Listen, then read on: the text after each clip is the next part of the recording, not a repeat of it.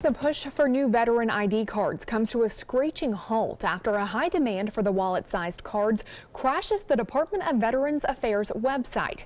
ABC 7's Jess Dowdrick joins us now to explain why there's such a high demand for these new cards and how veterans are feeling after the lengthy 28-month period is now back on hold.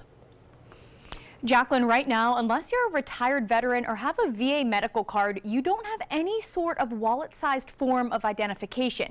You have to carry around what's called a DD Form 214, which is about the size of this piece of computer paper here, to prove that you served. Veterans have been waiting for these cards to become a reality since 2015 when the law was passed. So when they became available, veterans all over the country quickly took to the site to register.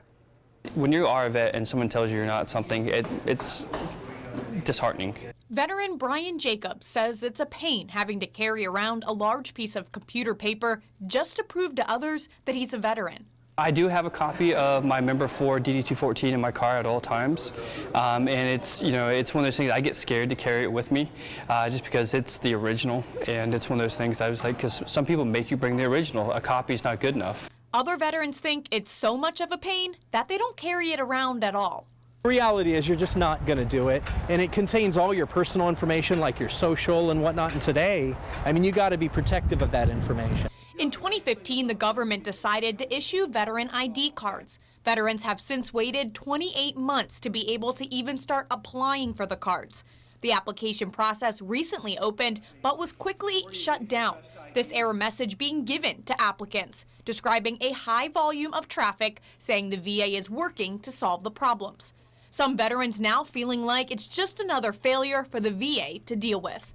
There were a lot of veterans that were really into getting this ID card, and so it saturated the internet, and the internet broke. Kind of reminds me of the healthcare process. So you would think lessons learned at some point. That's not the only issue veterans have with these new cards, or lack thereof. It had Office Depot on the back of it. Well, that's a problem for me.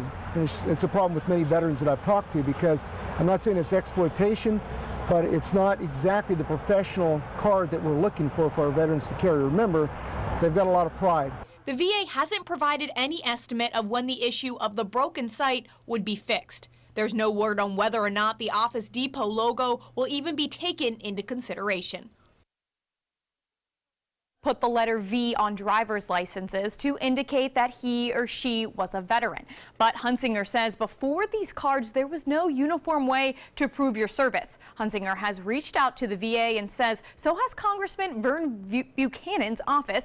We've yet to hear back.